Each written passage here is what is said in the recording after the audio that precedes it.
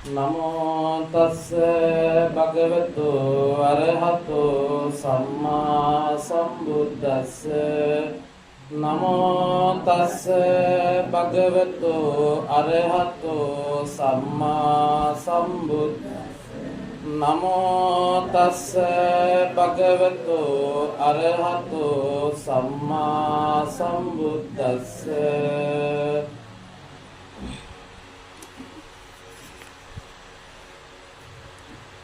චිරන්ති වේරාජ රතා සුචිත්තා අතෝ ශරීරම් පිජරං උපේති සන්තෝ හවේ සතං ච ධම්මේන ජරං උපේති සන්තෝ හවේ සබ්බි පවේදයං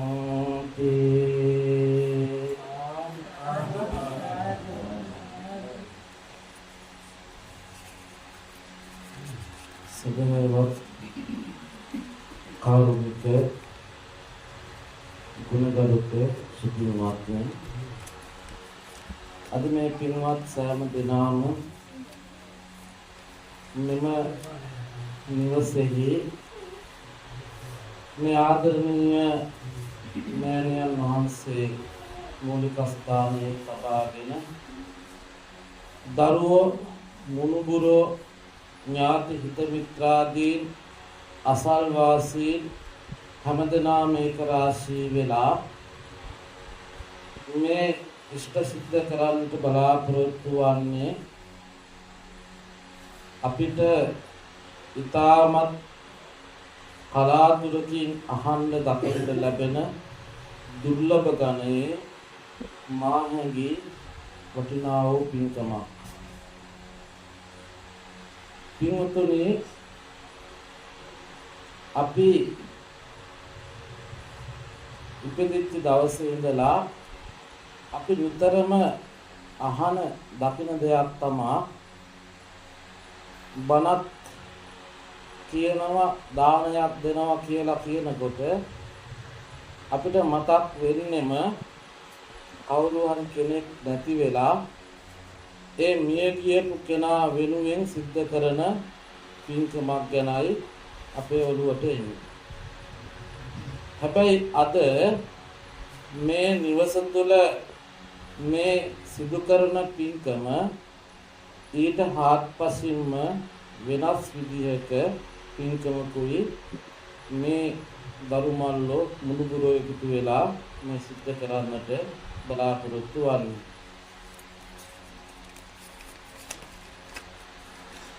මේ පින්වතුන් හැමදෙනාම දන්නවා මේ විශේෂයෙන් මේ කාරණාවන් සුජීවත්ව වාසය කරන ලීලාවතී ආදරණීය මෞතුමිය වෙනුවෙන් ඒ වගේම තමයි HP වික්‍රමපාල පියතුමා කියන ඒ දෙපළ අරමුණු කරගෙන ඒ දරුවෝ නම් සඳහන් ඒ දරුවෝ හැමදෙනාම මුල් වෙලා ජයකොටි මංගලිකා තමරා ඉන්ද්‍රාණි රම්‍යලතා සමන්තා ප්‍රියංගනී කියන ඒ දරුවෝ මූලික වෙලා ඒ වගේම අනුෂ්ක මధుරිකා කසුන් නිලෝෂිකා කියන ඒ මුණුබුරු මිනිබිරියන්ද සහ සම්බන්ධ වෙලා තමයි අද මේ වටිනා වූ පින්කම ඒ මෑණියන් වෙනුවෙන් සහ ඒ පියතුමා සිහිපත් කරගෙන මේ සිද්ධ කරන්නට බලාපොරොත්තු වෙන්නේ. ඒ වගේම තමයි තවත් මේ පින්කමට සම්බන්ධ කාරණාවක් හැටියට අනුෂ්ක මధుරිකා කියන ඒ දෙපළගේ ආදරණීය පුතුණුවන් ඒ පුතුණුවන්ට ඊයේ දිනේට 3 වන ජන්මදිනය ඉඳලා තිබුණා.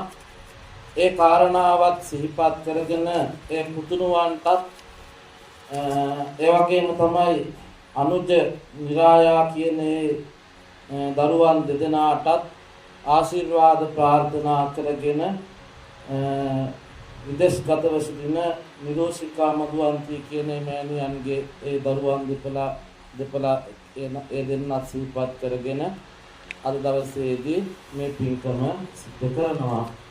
ඒත් සමගම තමයි පින්වත්නි මිය පරලෝ යන්නට යෙදුන දී කුංචි අප්පු ඒ ආදරණීය පියතුමාටත් පුණ්‍යානුමෝදනා කිරීම කියන මේ සුවිශේෂී කාරණාවන් මුල් කරගෙනයි අද දවසේදී මේ අත්ෝ මේ වටිනා වූ පින්කම සිද්ධ කරන්නට බලාපොරොත්තු වන්නේ.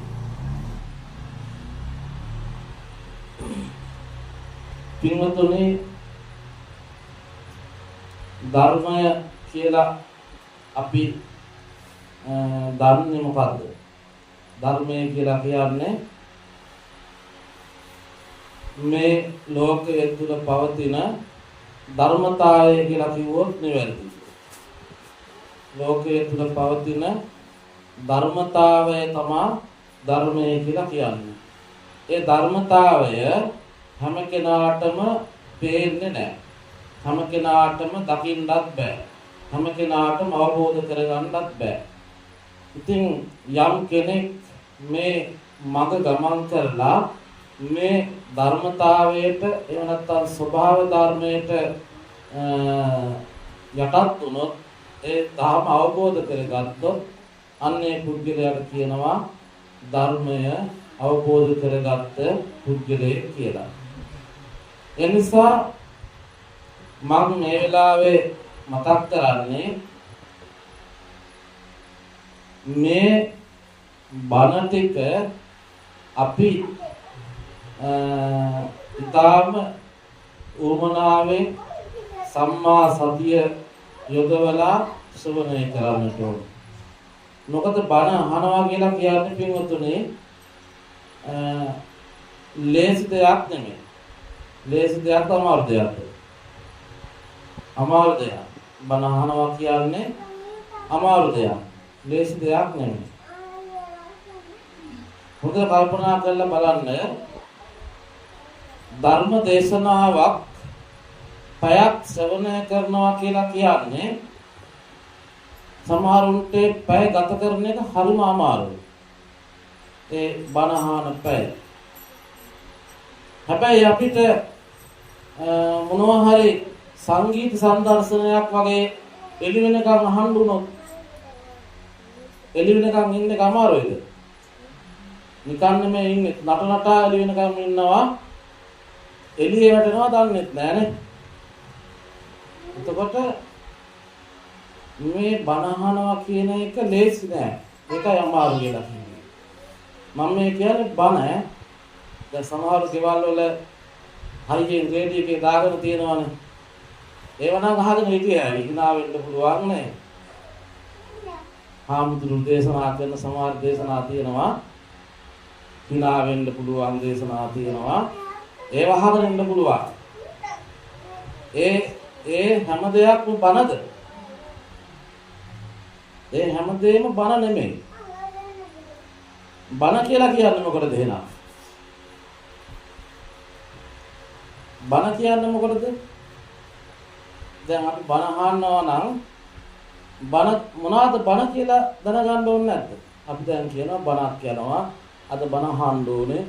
රේඩියෝ එකේ බණක් යනවා, අහවල් තැන බණක් කියනවා. කියා බණ කියලා කතා කරනවා. බණ කියන්නේ මොනවාද? ඒක ඉස්සෙල්ලා දැනගන්න ඕනේ. ඒක නිර්වාණය සඳහා උපකාරී වෙන සිහි ශබ්ද. අන්න හරි. නිර්වාණය සඳහා උපකාරී වන දහම්. ඒක තවත් වෙනත් විදියකින් කියනවා නම් භව නසන දහම. බණ භව නසන දහම. මොන භවද නසන්නේ? රාග භව, ද්වේෂ භව, මෝහ භව.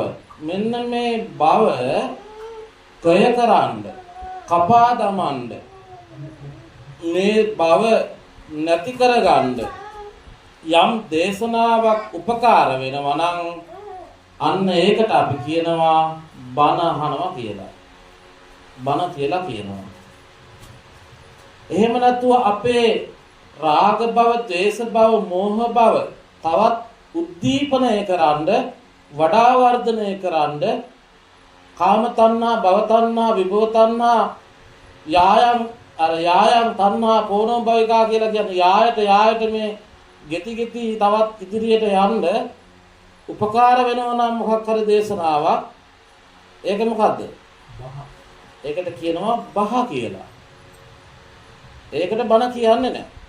තේරුණාද? එහෙනම් හොඳට මතක තියාගන්න ඕනේ බණ වෙනයි බහ වෙනයි. අපි අහන හැමදේම බණ වෙන්නේ නැහැ. බණද අහන්නේ නැද්ද කියන එක තේරුම් ගන්න පුළුවන් කාටද? තමන්ටමයි. අපි අහන දේ බණද බහද කියලා තේරුම් ගන්න පුළුවන් හැකියාව තියෙන්නේ තමන්ට විතරයි. ඒ නිසා අර ධර්මයේ තුල තියෙනවානේ ධම්මං විනා නත්ති පිතාච මාතා තමේව තානං සරණං පතිට්ඨිතා තස්මාහි බෝ කිච්ච මඤ්ඤප්පහාය සුනාත ධාරේත චරාත ධම්මේ. මොකද්ද කියන්නේ? ධම්මං විනා නත්ති පිතාච මාතා. ධර්මය හා සමාන මවෙක් සහ පියෙක් තවත් නැහැ කියලා කියනවා මේ ලෝකෙ. දැන් අපි හැමදෙනාටම අම්මා තාත්තලා ඉන්නවා, සමහරුන් නැතුවත් ඇති. හැබැයි අම්මා තාත්තගේ පිහිට පිළිසරණ ඒ ආශිර්වාදයක් තියෙන්නේ කොච්චර කාලයක්ද? ජීවත් වෙලා ඉන්නකම් විතරයි. හැබැයි දහම කෙනෙක් හරියට දහම තුල කටයුතු කරලා දහමෙන් පිහිටක් පිළිසරණක් ලබා ගන්න තරට තමන්ගේ ජීවිතය හදාගත්තොත් ඒකේ පිහිට පිළිසරණ තියෙන ජීවත් වෙලා ඉන්නකම් විතරද? නෑ. ඒක නිවන් දක්වාම උපකාර වෙනවා. ඒකයි කියන්නේ ධම්මං විනා නත්ති පිතාච මාතා තමේව තානං සරණං පතිට්ඨිතා. එනිසා අපිට මේ ලෝකේ තියෙන එකම පිහිට සරණ පිළිසරණ තමා මේ ධහම. අපි මේ යන අනවරාග සංසාර ගමනේ අපිට එල්ලෙන්න තියෙන එකම අත්ත මොකද්ද? දැන් මේ ගංගාවක නම් අපි මේ ගහගෙන යන්නේ අපිට එල්ලෙන්න තියෙන අත්ත මොකද්ද? නැත්තම් නැග ගන්න තියෙන පාරුව මොකද්ද? ධර්මය. වෙන දෙයක් නැහැ. සසරෙන් එතර වෙන්න මේ සංසාර ගමන නතර කරන්න අපිට තියෙන එකම දේ ධර්ම. තස්මාහි බෝ කිච්ච මඤ්ඤප්පහාය. බෝ කියලා කියන්නේ කාටද? පින්වත්නි කියලා. පින්වත්නි කිච්ච මඤ්ඤප්පහාය. ඒ නිසා සියලු අපේ කටයුතු කාරණාවන් පහය පැත්තකට දාලා දුරුක අයින් කරගෙන මොකද කරන්න කියලා කියන්නේ? සුනාත මනමින් අහන්න, හොඳට අහන්න කියලා කියනවා. සුනාත කියන්නේ අහනවා, සම්මා සතියෙන් ශ්‍රවණය කරනවා. ධාරේත ඒක අහලා විතරක් හරියන්නේ නැහැ. ධාරේත කරන්න ඕනේ, ධාරණය කරගන්නට ඕනේ. අපේ ජීවිතයට ගත යුත්ත ගන්න අපි හරියට අහන්න ඕනේ. ඒක ධාරණය කරගෙන හිතේ දරාගෙන හිටියට හරියනවද? නෑ. චරාත ධම්ම. ඒක ප්‍රැක්ටිකල් කරන්න ඕනේ, ප්‍රායෝගික කරන්න ඕනේ.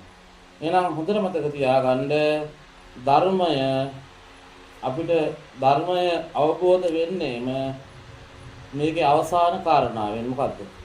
චරාත ධම්මේ. ධර්මානුකූලව හැසිරුණොත් තමා මේ දහම ප්‍රායෝගික කරගත්තොත් තමා අපිට මෙහිකේ පිහිටක් පිළිසරණක් ලැබෙන්නේ. එනිසා බණ අහන එකේ තියෙන වැදගත්කමයි වටිනාකමයි මම ඔබට මේ මතක් කරන්නට යෙදුනේ. මොකද අපි සම්ප්‍රදායානුකූලව බණක් කියව ගමන්ම එනවා ඇවිල්ලා පැයක් කොහොම හරි ගත කරනවා ඉඳගෙන ඒ පැය වරුණාම ආපහු කාලා බීලා ගෙවල් වලට යනවා සුපුරුදු වැඩ රාජකාරී ටික කරනවා. ඉන් එහාට දෙයක් අපි තුල තියෙනවද? අපි තුල නැහැ. ඒකයි මං කියන්නේ මේක තියෙනවා අපේ අජත්ත ලොකු කතාවක් මේ ධර්මයේ තුල බුදුහාමුදුරු දේශනා කරලා තියෙනවා. මේක මොකද්ද කියන එක හරියට දකින්නයි බණ අහන්න ඕනේ. මොකද්ද මේ ජීවිතය කියලා කියන්නේ? හැමදාම උදේට හැරෙනවා. වැඩට යනවා. හවසට ගෙදර එනවා. කනවා, බොනවා. රැ වෙනකොට නිදා ගන්නවා. ආයෙ උදේට නැගිටලා කරන්නේ ආයෙත් ඔය ටිකමයි. ඉවරයක් තියනවද? හිතලා නැත්ද නිකමටවත් සමහර දවස්වල මොකද්ද මේ ජීවිතය කියලා? හිතනවානේ. සමහර දවස්වල උදේ නැගිට්ටාම අපිට හිතනවා මොකද්ද මේ ජීවිතේ? එකම රාමුවක මේ ගමන් කරන්නේ. එකම දේවල් ටිකක් කරන්නේ. ඒ එකම දේවල් ටික කරලා අවසානට ලැබෙන ප්‍රතිඵලය මොකද්ද? මරණය. අවසානට ලැබෙන ප්‍රතිඵලය තමයි කොයි මොහොතක හරි මරණයටපත් වෙන එක. ඒ ටික ලැබෙනකන් සමාජයෙන් සම්මත සමාජයෙන් අපිට හදලා තියෙනවා රාමුවක්. මෙන්න මේ රාමුව තුළ තමයි ඔබ දුවන්න ඕනේ. අපි හති දාගෙන මේ රාමුව තුළ දුවනවා බැරි ගැවුනාම අවසානට එක්තැන් වෙලා ජීවිතේ අවසන් කරලා යනවා. ඒ නිසා පින්වතුනි මෙන්න මේ රාමුවෙන් එහාට අපිට හිතන්න කල්පනා කරන්න තමා මිනිස්සෙක් විදිහට මනසක් තියෙන මිනිස්සෙක් විදිහට අපිට මේ මනස ලැබිලා තියෙන්නේ. ඒ මනස ලැබුණට බෑ අපිට දහමක් ලැබෙන්න ඕනේ. දහමෙන් තමයි හරි පාර පෙන්වන්නේ. එහෙනම් දහමත් අපිට ලැබිලා තියෙනවා. ඒ දහම හරියට හිතන්න කල්පනා කරන්න අපිට මනසකුත් ලැබිලා තියෙනවා. අපි කරන්නේ ඒ දෙක ප්‍රයෝජනයට ගන්න උත්සාහ නොකරන එකයි. තේරුණාද? එනිසා පුළුවන් තරම් ජීවිතයේ එක දවසක් හරි වැඩිපුර ජීවිතය ගැන හිතන විදිහ වෙනස් කරගෙන ජීවිතේ චින්තන වෙනසක් ඇති කර ගන්න මීට වඩා වෙනස් විදිහට ජීවිතය ගැන දැකලා අන්නේ දක්ම තමා දකින ස්වභාවය තමා දහම කියලා කියන්නේ. ඒ දකින ස්වභාවය තමයි බුදු පියාණන් වහන්සේ අවුරුදු 6ක් දුෂ්කර ක්‍රියා කරලා හොයාගත්තේ. ඒ නිසා කල්පනා කරගන්න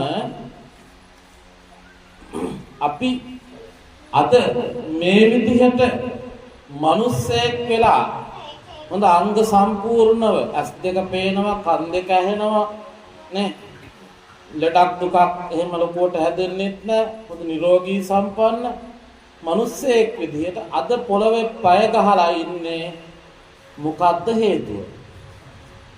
හැමෝම එහෙම නෑනේ. සමහරව ඉන්නවා ඉපදෙච්ච දවසේ ඉඳන් මොකක් කරලි ලක් හැදෙනවා අසනීපමයි. තව සමහරව ඉන්නවා ඇස් දෙක පේන්නේ නැහැ මිනිස්සෙක් කියලා දුනාට වැඩක් නැහැ. කන් දෙක ඇහෙන්නේ නැති මිනිස්සු ඉන්නවා. අර එක කතාවක් තියෙන්නේ එක මිනිස්සෙක් තමන්ගේ සරප්පු දෙක කිල් වෙලාත් කොහෙද බොහොම කනගාටුවෙන් දුප්පත් මිනිස්සයා අලුතෙන් සරප්පු දෙකක් ගන්න සල්ලිත් නැහැ. බොහොම වේදනාවෙන් අර හිල්ලෙච්ච සරප්පු දෙකක් දාගෙන දුකෙන් ඇවිදගෙන යනවලු පාරේ. යනකොට මේ මිනිස්සයා දකින්නවලු කකුල් දෙකක් නැති මිනිස්සෙක් ඉන්නවා.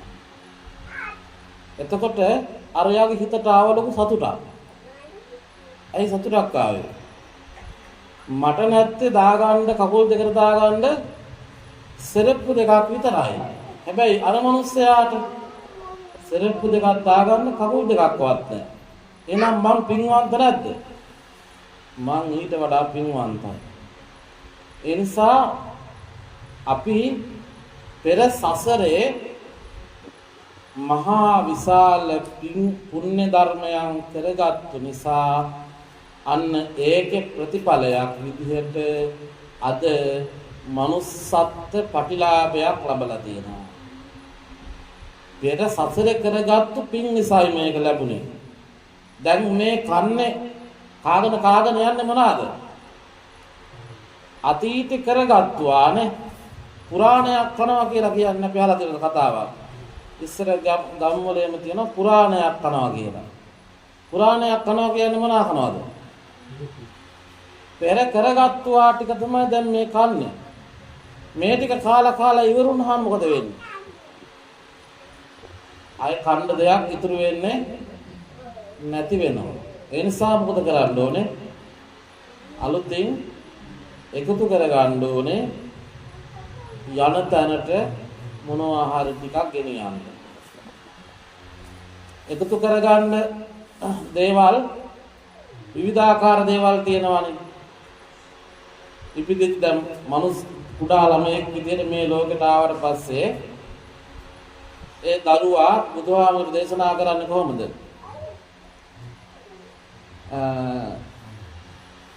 මේ අබස්සර මිදම් වික්කවේ චිත්තං අබස්සර මිදම් වික්කවේ චිත්තං ප්‍රභාසර හිතක් තියෙන්නේ පුංචි දරුවෙක්ට. බුදු කෙනෙක්ගේ අරහතුන් වහන්සේ කෙනෙක්ගේ වගේ ප්‍රභාසර හිතක් තියෙන්නේ කියලා කියනවා අලුත උපන් පුංචි දරුවෙක්ගේ. එතකොට මේ දරුවාගේ ප්‍රභාසර හිත තුල පලි ගන්න ඒවා, තරහ ගන්න ඒවා, මානය, උඩගුකම් ඒවා නැහැ. හරි ප්‍රභාසර. මෙහෙම ආපු ඉපදෙන දරුවා මොකද වෙන්නේ? ආගන්තුකේහි උපකිලිට්ඨේන උපකිලිට්ඨං. ආගන්තුකව එන උපක්ලේශ නිසා අර ප්‍රභාසර හිත මොකද වෙන්නේ? කුණු වලින් වැහෙනවා. කුණු වලින් රාග, දේශ, මෝහ, ඊර්ෂ්‍යාව, මසුරුකම්, පලි ගැනීම මේ වගේ විවිධාකාර කුණු කන්දම් වලින් බාහිර ලෝකයෙන් එන දේවල් වලින් අර ප්‍රභාස්වර හිත වැහෙනවා. එතකොට ඔන්න මේ ප්‍රභාස්වර නෙමේ හිත තියෙන්නේ, අඳුරු හිතක් තියෙන්නේ. කුණු වලින් වැහිච්ච අඳුරු හිතක් තමයි තියෙන්නේ. තේරුණාද? එතකොට මේ පුංචි දරුවා ඉපදුනාට පස්සේ දරුවෙක් විදිහට මරණ මොහොත වෙනකොට කීයක් දේවල් එකතු කරගන්නවද? අල්ලන්න පුළුවන් දේවල් තියෙනවා නේ. මොනවාද? ගෙවල්, දොරවල්, ඇඳුම් පැළඳුම්, යාන වාහන, ඉඩ කඩම්, ඔය විදිහට දේවල් ටිකක් එකතු කරගන්නවා. අය අම්මා, තාත්තා, බිරිඳ, දරුවෝ, යහළු යෙහෙලියෝ, ඥාති, ඔය විදිහට තව දේවල් ටිකක් එකතු කරගන්නවා. ඊට පස්සේ තව මොනවද එකතු කරගන්නේ? තව හිතෙන් කොච්චර දේවල් ටිකක් අපි එකතු කර තියෙනවද? ගොඩ ගහගෙන තියෙනවද? මට අයිති දේ, මගේ තව එහෙම මගේ කියලා එකතු කරගත්ත දේවල් වලට වඩා තව තියෙනවා එකතු කරගන්න හිතාගෙන ඉන්න දේවල් ටිකක් නේ. අවසාන හුස්ම යන මොහොත වෙනකන් මොනවා හරි දෙයක් මගේ කරගන්නනේ හදන්නේ. ඒකයි මේ විඥානයේ ස්වභාවය. මොනවා හරි ටිකක් එකතු කරගන්න හදන්නේ. ඒ නිසා මේ එකතු කරගන්න හැමදේම අපිට ගෙනියන්න පුළුවන්ද? මේ එකතු කරගන්න හැමදේම ගෙනියන්න පුළුවන්ද? බෑ. ගෙනියන්න බැරි දේවල් මොනවාද? ඉඩ කඩන් හම්බ කරපු ධනය, යාන වාහන වගේ ගෙනියන්න බෑ. දවසක් ඔබ අහලා ඇති කතාවක් තියෙනවා සිටුවරයෙක් හිටියලු. බුදුරජාණන් වහන්සේගේ කාලේ හිටියලු සිටුවරයෙක්. මේ සිටුවරයෙක් කිව්වහම අපි දන්නවනේ ටිකක් සල්ලි තියෙන, හොඳට සල්ලි තියෙන සාමාන්‍ය රජ කෙනෙකුගෙන් පස්සේ ඉන්නේ සිටුනේ. එතකොට ඒ සමාජයේ ඉන්න සිටුවරයෙක් කිව්වහම විශාල ධනයක් තියෙන පුද්ගලයෙක්. දැන් මෙයා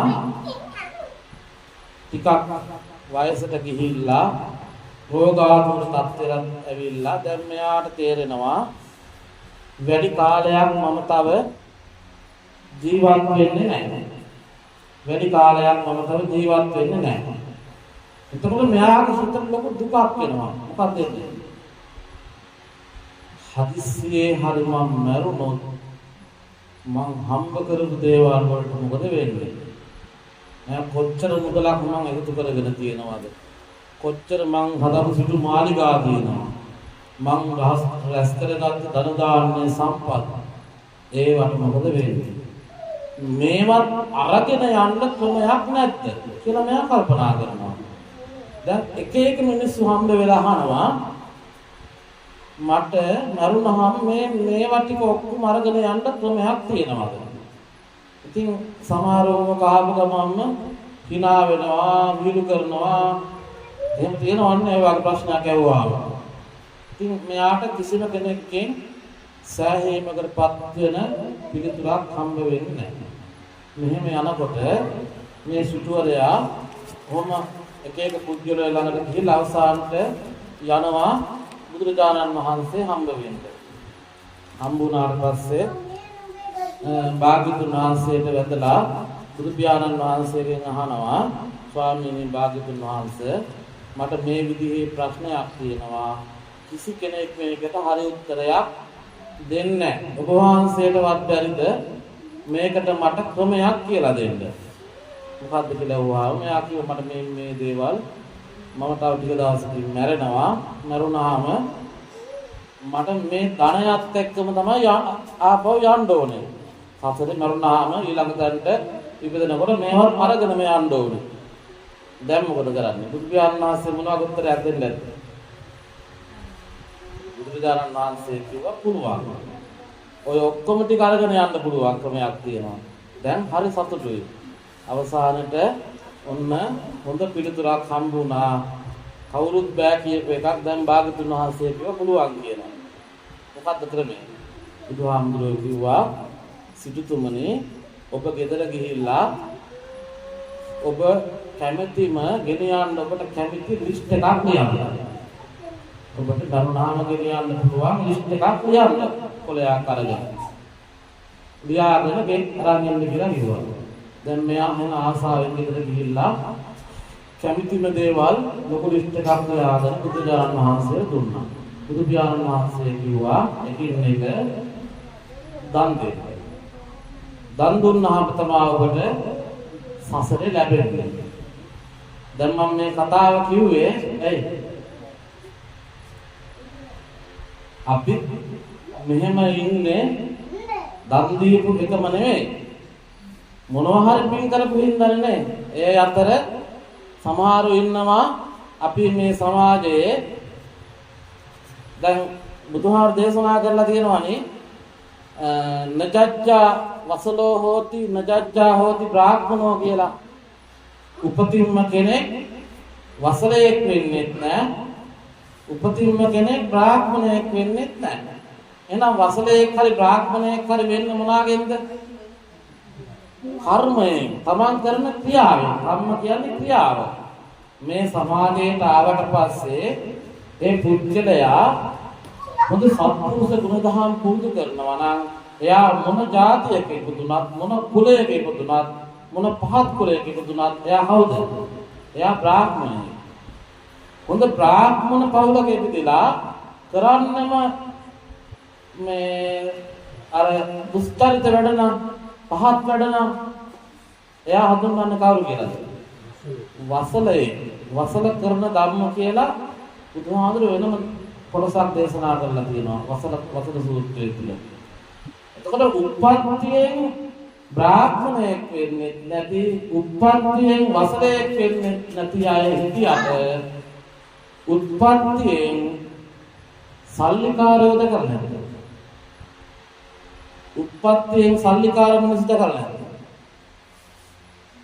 සමහර මිනිස්සු ඉන්නවා කිසි මහන්සියක් නැහැ. ඉපදෙන්නේ හොඳම සල්ලිකාර පවුලක.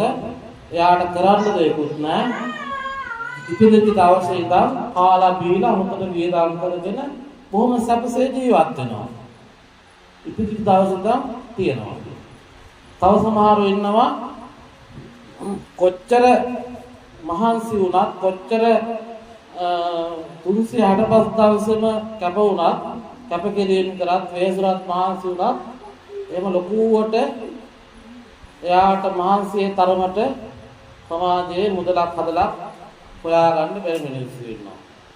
මෙන්න මේ දේවල් වලින් මේ තියෙන මේ එක එක මට්ටම් මේ මට්ටම් වලින් අපිට තේරෙන්නේ නැද්ද මොනවා හරි පෙර පින් ශක්තියක් තියෙන ස්වභාවයක් තියෙනවා මේ සමාජයේ.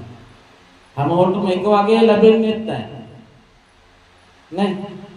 එක වගේ හැමෝටම ලැබෙන්නේ නැහැ. ශරීර ස්වභාවයන් එක වගේ පීඩන්නේ නැහැ. ලෙඩ රෝග නිරෝගී භාවයන් එක වගේ පීඩන්නේ නැහැ. මේ හැමදේම වෙනස්. එහෙනම් මේවා පෙර පින් කරපු ස්වභාවය. එහෙනම් එහෙම මිනිස්සෙක් කියලා පෙරපින් ඇතිව මේ සමාජයේ ඉපදුනාම අපි කරන්න ඕනේ මේ ජීවත් වෙලා ඉන්න කාලය තුළ මොනවද?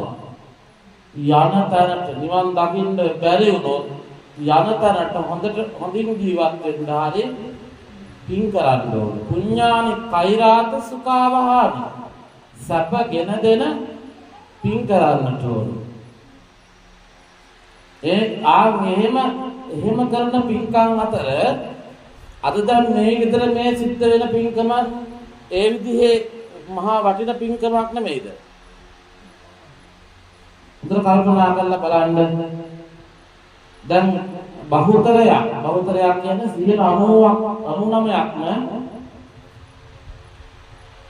පින්ක මේ මොනවාර පින්කමක් ගෙදර කරන්නේ මොකක්ද දෙන්න ඕන හේතුව? කෙනෙක් මැරෙන්න ඕනේ. කෙනෙක් මරුණොත් තමයි අපේ ගෙදර බණක් කියවෙන්නේ මහා සංඝරත්නයේ වඩින්න දානයක් දෙන්නේ. එහෙම නැත්නම් ඒවා කෙරෙන්නේ නැහැ. එතකොට අම්මා තාත්තා කවුරු හරි මරුණාම එයා වෙනුවෙනුයි අපි දානය දෙන්නේ. ඒ දෙන දානයේ පින් ඒ ආයත ස්ථීර වශයෙන්ම ලැබෙනවද? අර පියන්තයියා මේ ධර්ම දේශනාව පටන් ගන්න කලින් හොඳ කතාවක් කිව්වා මට ගායකත්ව තුනේ. අර S2 S2 වහගෙන ගල් ගහනවා කියලා කතාවක් කිව්ව නේද? එතකොට වදින්න තියෙන සම්භාවිතාවය වැඩිද අඩුයිද? අඩුයි. ඒ වගේ ස්වභාවයක් තමයි මිය ගියපු කෙනෙකුට පින් දෙනවා කියන්නේ. කෙනෙක් මිය ගියාට පස්සේ මිය ගියපු කෙනා දැන් පින් බලාපොරොත්තු වෙනවද? කොහෙද ඉන්නේ? මොනවද කරන්නේ? අපි කවුරුද දන්නවද? නෑ දන්නේ නැහැ කියන්නත් බෑ කාටවත්. හැබැයි අපි අපේ යුතුයකමක් වගකීමක් විදිහට පින් දීම සිද්ධ කරනවා. බුදුහාමුදුරු දේශනා කරලා තියෙනවා ධර්මයේ තුල പ്രേත ලෝක 12ක් පමණ තියෙනවා. මේ ලෝකේ പ്രേත ලෝක 12ක් විතර තියෙනවා. මෙන්න මේ പ്രേත ලෝක අතර එකම එක പ്രേත ලෝකයක ඉපදුනොත් විතරයි දෙන පින් ගන්න පුළුවන් හැකියාව තියෙන්නේ. මේ මනුස්ස ජීවිතයේ ඉඳන් තමන් ඥාත හිත මිත්‍රාදීන් පින් කරලා අනුමෝදන් කරාම ඒ පින අනුමෝදන් වෙන්න පුළුවන් එකම එක പ്രേත ලෝකයයි තියෙන්නේ. මොකක්ද මේ പ്രേත ලෝකය?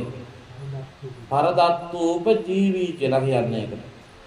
පරදත්තූප ජීවී කියන പ്രേත ලෝකේ ඉපදුනොත් විතරයි පරදත් උපජීවී. ඒ කියන්නේ පර කියන්නේ වෙනත් කෙනෙකුගේ උපකාරයෙන් ජීවත් වෙනවා කියන එක. ඒ වචනේම තියෙනවා තේරුම. පරදත්තූපජීවි වෙනත් කෙනෙකුගේ උපකාරයෙන් ඒගොල්ලෝ ජීවත් වෙන්නේ. එතකොට ඒ പ്രേත ලෝකේ ඉපදුනොත් ඔන්න අපි මේ මොනවා හරි දෙයක් කරලා ඒගොල්ලෝ සිහිපත් කරලා පින් දුන්නාම ඒ පින ඒගොල්ලෝ සාදු සාදු කියලා අනුමෝදන් වෙලා ඒ තියෙන දුක් තන් වලින් නිදහස් වෙන්න සසරේ සැප ලබන්න එයාට හැකියාව තියෙනවා. හැබැයි කවුද දන්නේ මැරිච්ච හැමෝම පරදත්තූපජීවි වෙයි කියලා? කියන්න පුළුවන්ද? ඒකත් අර බුදුහාමර මනුස්ස චුති කියන සූත්‍රය තුල මේ ධර්මයේ තුල තියෙනවා මනුස්ස චුති තියෙනවා, දේවතා චුති තියෙනවා, සූත්‍ර ගණනාවක් තියෙනවා. ඒතර මේ සූත්‍රය අර මනුස්ස ජීවිතයේ තියෙන දුර්ලභකම පෙන්වා දෙන්නේ තමන්ගේ මේ නිය පිටට පස් ටිකක් අරන්. ඒ වගේ නේද කෙනෙක් මරුණාම එක්ක සුගතිගාමී වෙනවා නැත්නම් පරදත්තෝපජීවී වෙනවා කියන්නේ ඒ වගේ දුර්ලභ අවස්ථාවක් ඒක. එහෙම නැත්නම් සතර අපායට වැටුනොත් වෙනත් මොනවා හරි සතර අපායේදී වහා ප්‍රේත ඔක්කොම අයිති වෙනවානේ. ආන්ගේ තත්ත්වයකට වැටුනොත් අය කල්ප ගානක් යනකම් ගොඩේමක් තියනවාද? ගොඩේමක් නැහැ. සමහර විට මෛත්‍රී බුදුහාමුදුරුවෝගේ බුදු සාසනය ඉවර වෙනකන් උනත් ඉන්න පුළුවන් හැකියාව තියෙනවා. ආයෙ මෙතනින් පල්ලෙහාට ගියෝ. තේරුණාද? ඒ නිසා ජීවත් වෙලා ඉන්න කාලය තුල තමන්ගේ අම්මට තාත්තට හොඳට ඇස් දෙක පේන කන් දෙක ඇහෙන කාලය තුල දරුවන්ට මල්වන්ට එකතු වෙලා අම්මා තාත්තා වෙනුවෙන් පින්කමක් කරන්න පුළුවන් නම් ඒ අය ජීවත් වෙලා ඉන්න කාලෙම සතුරු කොච්චර සතුරු වෙනවද? මගේ දරුවෝ මුණුබුරෝ එකතු වෙලා මගේ ඇස් දෙක පේවෙන්න කලින් මට හොඳට කන් බණ ආන්න පුළුවන් කාලේ, මට හොඳට තේරෙන කාලේ මට මං වෙනුවෙන් දානයක් දුන්නා, පින්කමක් කරා කිව්වහම ඒක මහා විශාල සතුටක් ඒ අයට. ඒක තමයි තාම වැදගත් කාරණාවක් වෙන්නේ. ජීවත් වෙලා ඉන්න කාලේ නැත්තම් සමහරව ඉන්නවා හොඳටම දුර්වල වෙලා ඇස් දෙක පේන්නේ නැහැ, කන් දෙක හරියට ඇහෙන්නේ නැහැ. ඉතින් අපි ඒ ගෙවල් වලට ගියාම රේඩි එක පැය 24ම දාලා පිළිත්. හාමුදුරුවෝ ගෙන්නලා පිළිත් කියනවා. පිළිකර පූජා කරනවා. ඔය එකක්වත් අර එක්කෙනාට තේරෙනවද? කිසි එකක් තේරෙන්නේ නැහැ. ඒකට හොඳම උදාහරණයක් තියෙනවා අපේ කිරියම්මා. ආන කට්ටිය අපේ කිරියම්මා හොඳටම වයසට ගිහිල්ලා මම ගෙදර යනකොට එන්නේ හාමුදුරුවෝ කියලා අඳුන ගන්න බෑ. අර ලෙඩ ඇදේ ඉඳගෙන බෙස්සීට් ඔක්කොම අකුල්ලා ගන්නවා ළඟට මේ කවුරු හරි හොරකම් කරයි කියලා. එහෙම. ඒ කියන්නේ ඒක මේ අපේ කිරියම්මා කියලා කිව්වට ඒ වයසට යන හැම වගේම ස්වභාවයක් ඒක. තේරුණාද? දැන් අපි හිතනවා අපි නම් ඔහොම වෙන්නේ අපි හොඳට ඉන්නවා කියලා හිතුවට අපේ ශරීරයේ දුර්වල වෙන්න මොකද වෙන්නේ? මනසත් ඒහා සමානව දුර්වල වෙනවා. දැන් අපිට ඒ කාලේ පොඩි දවස්වල තිබ්බ ධාරණ ශක්තිය දැන් තියනවාද? ඒ කාලේ මතක තියාගන්න පුළුවන් හැකියාව දැන් දෙයක් අත්දලා මතක හිටනවාද? හිටින්නේ නැහැ. ඇයි? මතක මේ මනස ටික ටික දුර්වල වෙනවා.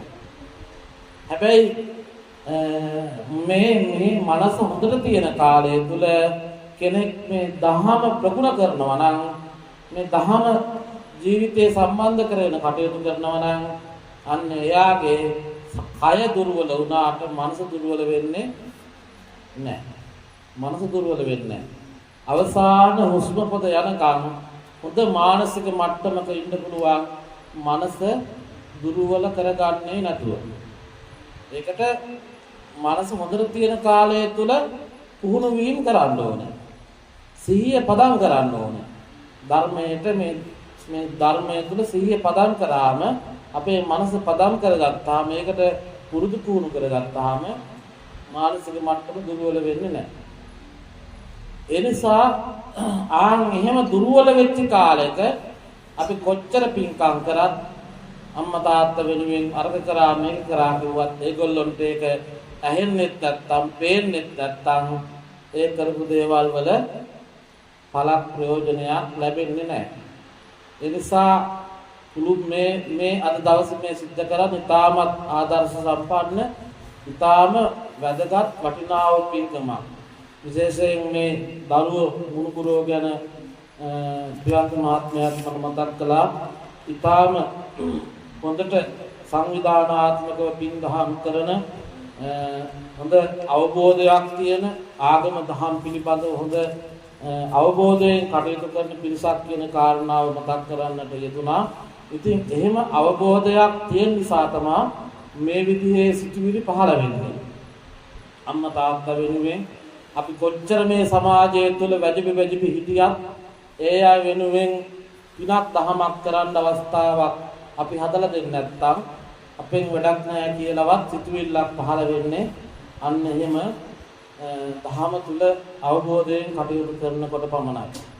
ඒ නිසා අද ඒ මෑණියන් වහන්සේට ඊටාම සතුටටපත් වෙන්න පුළුවන් දිනයක්.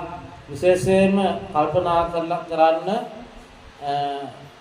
මේ මෑණියන් වහන්සේට අය මුකුත් පින්කම් කරේ නැතත් මරණ වෙලාවෙත් හරි මරණ මොහොතේ හරි මෙහෙම පින්කමක් මගේ දරුවෝ මං වෙනුවෙන් කරානි කියලා සාදු සාදු කියලා මරන්න පුළුවන් නම් ඒකම මදිද?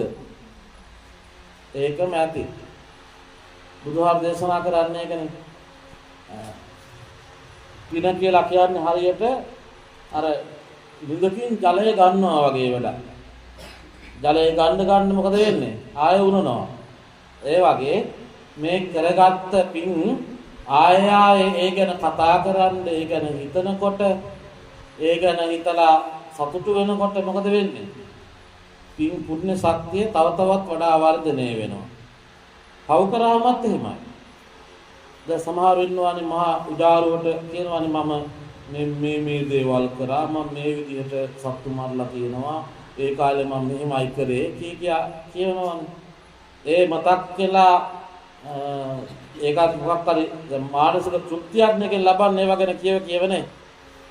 ඒ කියලා සතුට වෙන වාරයක් වාසා මොකද වෙන්නේ? පව් ගොඩමයි වැඩි වෙන්නේ. පින් ගැන හිතලා සතුට වෙන වාරයක් වාසා පුණ්‍ය ශක්තියමයි වඩා වර්ධනය වෙන්නේ. ඒ නිසා ඊටාම වැදගත් වටිනාකමක් තියෙන පින්කමකුයි අද දවසේදී මේ අත්ෝ මේකට වෙලා සිද්ධ කරන්නේ. ඒ නිසා පින්වතුනි පින කියලා කියන්නේ අපේ සසරෙහි සැප පැවැත්මට උපකාරී වන දෙයක් පින කියලා කියන්නේ. ඒ වගේම තමයි ධර්මයේ තුල තව වචනයක් තියෙනවා. මොකද්ද? කුසලය කියලා. කුසලය කියලා වචනයකුත් තියෙනවා.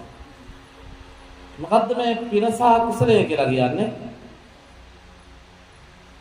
දෙකම එකයිද? එකද කියන්නේ? එකම දෙයටද? ඒ දෙක විශාල වෙනසක් තියෙන දෙකක්. දැන් අපි මොනවා හරි හොඳ දෙයක් මේ මොනවා හරි හොඳ යහපත් ක්‍රියාවක් සිදු කරලා දානයක් දීලා හරි අපේ හිතට ඇති වෙනවනේ සතුටක්. අන්නේ සතුට තමයි පින කියලා කියන්නේ. හදයන් පුනාතේති පුඤ්ඤං. හදවතේ පිනායම. හදවතේ සතුට. අනේ මෙහෙම දෙයක් කරානි කියලා ඒක පින. ඒ පින ප්‍රාර්ථනා කරත් නොකරත් අපිට ලැබෙනවද නැද්ද? ලැබෙනවා. හේතුඵලව ලැබෙනවා. අපි මොනවා හරි දෙයක් දුන්නොත් ඒ දීපු දෙයට සාපේක්ෂව අපිට දෙයක් ලැබෙනවා. එහෙම දෙයක් නෙතියෙන යාදිසං වපතේ බීජං තාදිසං හර්තේ ඵලං. අපි දෙන්නේ මොනවාද? දෙන දෙයට සාපේක්ෂව ලැබෙනවා. හැබැයි කුසලය කියන එක එහෙම ලැබෙන්නේ නැහැ. කුසලයේ වඩා වර්ධනය කරගන්න ඒක හරියටම කුසලය කියන්නේ මොකක්ද කියලා දැනගෙන අවබෝධයෙන් කරන්න ඕන දෙයක් කුසලය කියන්නේ. නැත්තම් කුසලය පූර්ණ වෙන්නේ නැහැ. පින් සිද්ධ වෙනවා, පින් වැඩෙනවා. මහා පුණ්‍යවන්තයෙක් බවට පත් වෙන්න පුළුවන්. හැබැයි කුසලය බිඳුවයි. එහෙම තියෙනවා. පින් වැඩිපුර පින් කරන්න අය සසරෙහි පල්හැාට යන්නේ සතර අපාවලට යන්නේ නැහැ. මොකද සුගතිගාමි භවයන් වල ඉපදෙන්න පුළුවන් පුණ්‍ය ශක්තිය නිසා. කුසලයෙන් වෙන්නේ මොකද්ද? කුසලයෙන් සිද්ධ වෙන්නේ හිතේ තියෙන මෙන්න මේ රාග, ද්වේෂ, මෝහ කියන මේ කුණු ඉවත් කරලා හිත පාරිශුද්ධ තත්ත්වයටපත් කරලා සසර ගමන නවත්තන්න උපකාරී වෙන දේ තමයි නිවන අවබෝධ කරගන්න උපකාර වෙන දේ තමයි කුසලය කියලා කියන්නේ. ඒ නිසා තමයි බුදු පියාණන් වහන්සේ කිං කුසල ගවේෂී කිං සත්‍ය ගවේෂී කියලා කුසලය හොයන්න පටන් ගත්තේ. මොකද බුදු කෙනෙක් පහළ වෙන්න කලින් ලෝකෙ මිනිස්සු පින් කරේ නැද්ද? මිනිස්සු පින් රැස් කරගෙන ඉන්නේ නැද්ද? ඉතින් අනන්තවත් සිල් රැකපුවාත් හිටියා. මහා මායා දේවියත් අටසිල් සමාදන් වෙලා හිටියා කියනවනේ. සිල් රැකපු අය හිටියා. දන් දීපු අය හිටියා. හැබැයි කවුරුත් නිවන් දැකලා හිටියද? නෑ. ඇයි? කුසලයේ කියන වචනයවත් ලෝකේ ඒ වෙනකොට භාවිතාවේ තිබෙන්නේ නෑ. බුදු පියාණන් වහන්සේ තමයි ලෝකෙට පහළ වෙලා කිං කුසල ගවේෂී කියලා කුසලය කියන එක ගවේෂණය කරලා කුසලය පූර්ණය කරගෙන ලෝකයාට ප්‍රකාශ කරේ මෙන්න මේකයි කුසලය කියන්නේ කියලා. ඒ නිසා කුසලය පූර්ණය කරගන්න කුසල් දහම් ජීවිතේ වඩන්න පින් දහම් ජීවිතේ රැස් කරන්න ඒ හැමදේම කරන්න අපිට ඉතුරු වෙලා තියෙන්නේ මේ ජීවත් වෙලා ඉන්න කෙටි කාල සීමාව විතරයි. ඒ නිසා අද මේ උපාසක මෑණියන් වහන්සේට උපාසිකා මාතාවට දීලාවති උපාසිකා මාතාවට තමන්ගේ ජීවිතේ ඉතාම සතුටටපත් වෙන්න පුළුවන් දිනයක්. තමන්ගේ දාණය තමන් විසින්ම සිද්ධ කරගත්තා වගේ වැඩක් නේද? මතක වස්ත්‍රත් පූජා කරනවා සමහර අය. පාංශුකූලයේ අවස්ථාවේදී පූජා කරන මතක වස්ත්‍රත් ජීව දාන අවස්ථාවේදී සමහර පූජා කරනවා. තේරුණාද? එතකොට ජීවත් වෙලා ඉන්න කාලය තුලම තමන්ට දානයකුත් දී ගත්තා. මතක වස්ත්‍රත් පූජා කරා. දැන් කොයි වෙලාවෙ මන්නත් කමන්නේ කියලා සතුටු වෙන්න පුළුවන් මානසික මට්ටමක් හැදෙනවා එතකොට. ජීවත් වෙලා ඉන්න කාලය තුල කල යුතු දේවල් හරියට කරගෙන තියෙනවා නම් එනිසා පින්තුනේ හොඳට කල්පනා කරගන්න පුළුවන් තරම් අපි අපේ ජීවිතයේ මේ ජීවත් වෙලා ඉන්න කාලය තුලයි මෙන්න මේ දේවල් කරන්නට ඕනේ. දන් දීලා නිවන් ප්‍රාර්ථනා කරන්න ඕනේ ජීවත් වෙලා ඉන්න කෙනෙකුට. ජීවත් වෙලා ඉන්න කාලය තුල දැන් ජීවත් වෙලා ඉන්න කෙනෙකුට අපිට කාට හරි පුළුවන් ද කවදාවත් කරලා තියනවද නිවන් ප්‍රාර්ථනාවක් කරලා තියනවද නිවන් සුව ලැබේවා කියලා? දැන් හෙට උදේ අම්මා කාගේ හරි ගෙදර ගිහිල්ලා දොරේ ගහන්න මෑණියාට නිවන් සුව ලැබේවා කියලා මොනවා වෙයිද? ගෙදරත් ඉන්න අන්තිම දවස වෙයිනේ. ඉන්න කාලෙම උඹලා මාව මරන්න හදනවා කියලා. හැබැයි නිවන් සුවය කියන එක සමාජයේ විසින් එහෙම තැනකට දැම්මට බුද්ධ දේශනාවේ බුදු පියාණන් වහන්සේ කිසිම සූත්‍ර දේශනාවක මරුණට පස්සේ ලැබෙන නිවනක් ගැන දේශනා කරලා නැහැ. එහෙනම් කවුද මේක හදාගත්තේ? මිනිස්සු හදාගත්තේ පස්සේ කාලෙක. බුදු පියාණන් වහන්සේ දේශනා කරන ධර්මයේ තුල තියෙන්නේ මේ මොහොත තුල මේ ජීවත් වෙලා ඉන්න මේ මොහොතේ නිවන ලබා ගන්න ඕනේ. ලබා ගන්න පුළුවන් වෙන්නේ. මරුණාම නිවන් ලබන්න බෑ. මරුණාම අපිවත් දන්නවද අපි කොහෙටද යන්නේ මොනවද කරන්නේ කියලා? වෙනත් කෙනෙක් අපිට නිවන් ලැබේවා කිව්වම අපි නිවන් දකින්නවද? එහෙම වෙන්නේ නැහැ. ඒවා අර සමාජයේ මිනිස්සු හදාගත්ත කතන්දර ටික. හැබැයි තමන්ගේ නිවන සාක්ෂාත් කරගන්න පුළුවන් මේ ජීවත් වෙලා ඉන්න කාලය තුල. තමන්ව නිවන් දක්වන්න පුළුවන් වෙන්නේ තමන්ව දිව්‍ය ලෝකෙට දක්වන්න පුළුවන් වෙන්නේ තමන්ටමයි. තමන්ව සතර අපායට දක්වන්න පුළුවන් වෙන්නේ තමන්ටමයි. ඒකට විශ්වකර්මයෙක්වත් මහා සර්ව බලධාරී දෙවි කෙනෙක්වත් මහා බ්‍රහ්මයාවත් නෙමෙයි අපි එක එක තැන් වලට දාන්නේ කවුද? තමන්ගේ නිර්මාණ කරු තමන්මයි. මේ ශරීර කූඩුව නිර්මාණය කරගත්තේ ඇයි? තමන් හදාගත්තු ගති වලට සාපේක්ෂව කර කියාගත්තු පින්පව් වලට සාපේක්ෂව ශරීර කූඩුවක් හදාගත්තා. මේ ශරීර කූඩුව අඩුපාඩු තියෙනවා නම් මේක වැරද්දක් තමන්මයි. ශරීර කූඩුව බොහොම ලස්සනට තියෙනවා නම් මේක හොදක් තමන්ටමයි. අවසානට මේක දාලා තව කූඩුවක් හදාගන්නේ මේ ජීවිතය තුළ අපි කර කියාගත්තු දේවල් වල ප්‍රතිඵලයක් විදියට තමයි ඒ කූඩුව හදාගන්නේ. බලු යෝනියකට ගියොත් මොන කූඩුවද හදාගන්න වෙන්නේ? බලු කූඩුවක්. පෙරේත ආත්මී ලෝකයකට ගියොත් පෙරේත කූඩුවක්. දේව ලෝකයකට ගියොත් දේව කූඩුවක්. ඒකට අදාළ ලෝකවලට සාපේක්ෂව අදාළ කූඩු හදනවා. හැබැයි හොඳට මතක තියාගන්න මොන 31 තලයකට ගියත් කූඩුව මාරු කර යනවා විනා වෙන දෙයක් ලැබෙන්නේ නැහැ. මේ කූඩු හදා යන ගමන තමයි බුදු පියාණන් වහන්සේ නවත්තලා අය කූඩු නොහදන තත්යකට පත් වෙන්නට මේ ධර්ම දේශනා කළේ.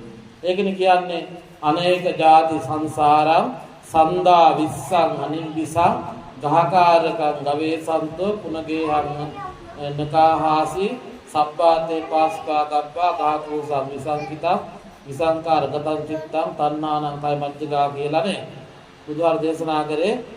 මේ කූඩු හදා යන වඩුවා මම දැකලා වඩුවට නැවත කූඩු හදන්න බැරි විදියට ඒ තියෙන පරාල කැණි මඩල ඔක්කොම විනාශ කරලා දැම්මා.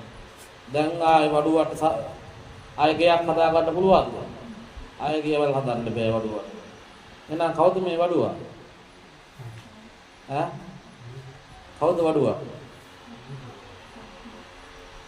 වඩුවා තමයි තමන්ගේ හිත.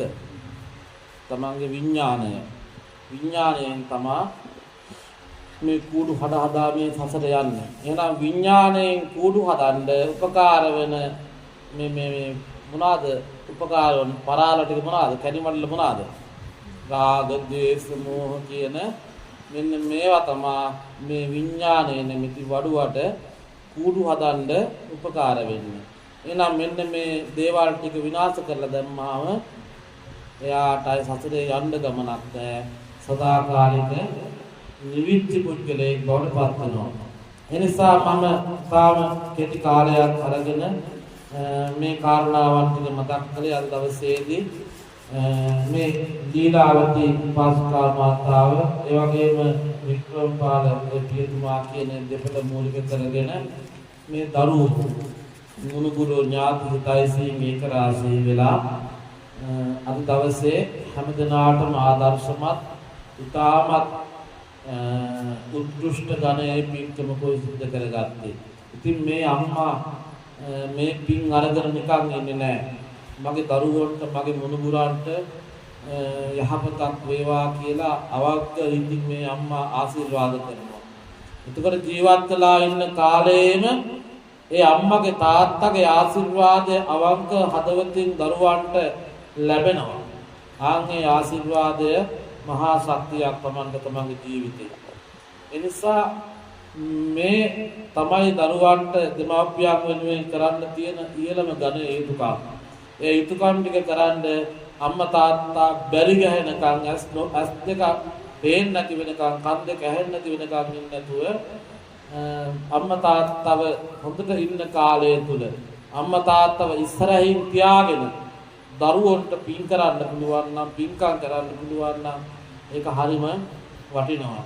එනිසා ඒ කාරණාව යන දවසේදී මේ ජයකොඩි මංගලිකා තමරා ඉන්ද්‍රාරම්‍යලතා සමන්තා ප්‍රියංගනී කියන දරුවන් ඒක රාශී වෙලා මූලිකත්වයේ අරගෙන ඒ වගේම අනුස්කා මధుරිකා කතුන් නිලූසිකා කියන ඒ මුණුබුරු මුනිබිරියන් සහ සම්බන්ධ කරගෙන අද දවසේදී මේ පින්කම සිද්ධ කරන්නට යෙදුනේ. එනිසා මේ වෙලාවේදී හැමදෙනාම කල්පනා කරගන්න අද දවසේදී මේ සිද්ධ කරගත්ත සියලු පුණ්‍ය සම්භාර ධර්මයන් මේ පිමුතුල්ලාගේ මුඛ්‍ය පරමාර්ථය බලාපොරොත්තු වන පී ලීලාවති මෑණියන් වහන්සේට එවැගේම H.W. වික්‍රමපාල පියතුමා කියන දෙපළට මේ සියලු පින් ආශිර්වාදයක් වේවා අනුමෝදන් වේවා ඒ මෑණියන් වහන්සේට එවැගේම මේ පියාණන් වහන්සේට නිදුක්ව නිරෝගීව চিරාත් කාලයක් ජීවත් වෙන්නට මේ පින් ආශිර්වාදයක් වේවා තව තවත් මේ මෑණියන්ට පියාණන්ට මේ උතුම් ධර්ම මාර්ගයේ තුල ගමන් කරන්නට උතුම් නිවන සාක්ෂාත් කරගන්නට මේ පින් හේතු උපකාර වේවා කියලා ප්‍රාර්ථනා කරමු. ඒ වගේම තමයි ඒ දෙපළ ප්‍රදාන අද මේ පින් ධර්ම දේශනාව සඳහා සම්බන්ධ වුණු අපේ මේ මෑණියන් වහන්සේලා දෙනාටම ඒ වගේම මේ දරුවෝ මේ ඥාති හිත මිත්‍රාදී මේ පින්කමට සහසම්බන්ධ වුණු උදව් උපකාර කළ හැම දිනාටමත් මේ පින් එක හා සමානව ලැබේවා. ඔබ හැම දිනාටම මුලව වශයෙන් යහපතක් සාන්තියක් සැනසෙල්ලක් උදා වේවා. ඔබ හැම දිනාටමත් උතුම් නිවන් අවබෝධයේ පිණිස මේ පින් හේතු වාසනා වේවා කියලා